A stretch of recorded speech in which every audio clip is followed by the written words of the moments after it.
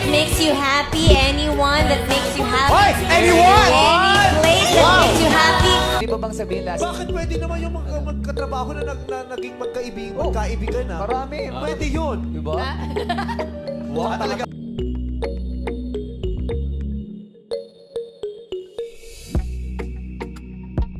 Tila inamin ni Chinita Princess Kim Chiu na si Paolo Avellino ang taong nagpapasaya sa kanya ngayon.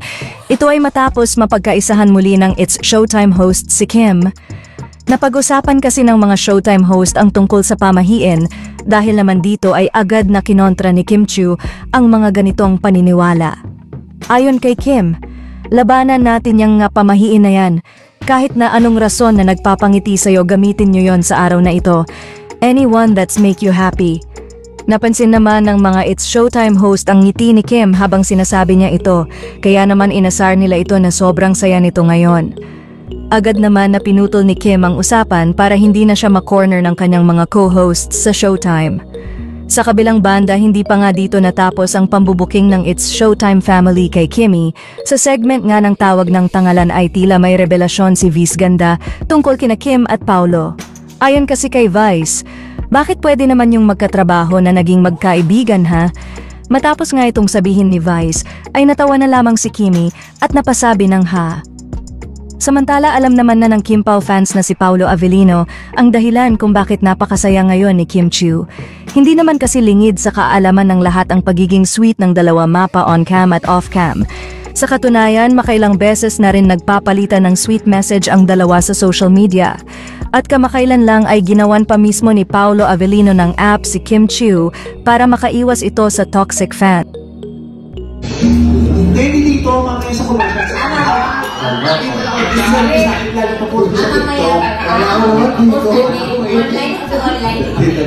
Lights, and camera, action.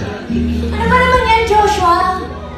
Di ba sabi mo sa akin, aalis tayo? Di ba may pangako ka sa akin? Nangako ako sa'yo, pero asan ka nung nandun na tayo? Nandito lang ako sa harap mo. Di mo ba nakikita? Wala ka sa harap ko, kasi kung nandito ka, magkasama tayo nun. Magkasama tayo!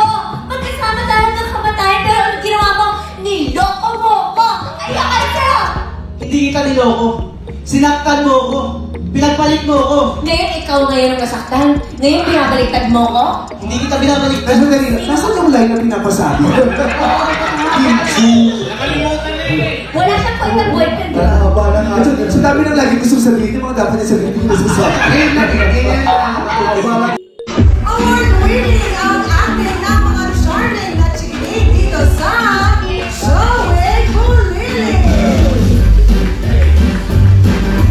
At narito na nga ang aming characters sa kakyutan, Argos, Chase, Kelsey, and Kulot. Kumari niyo sa ating Michael Vivo Tongits.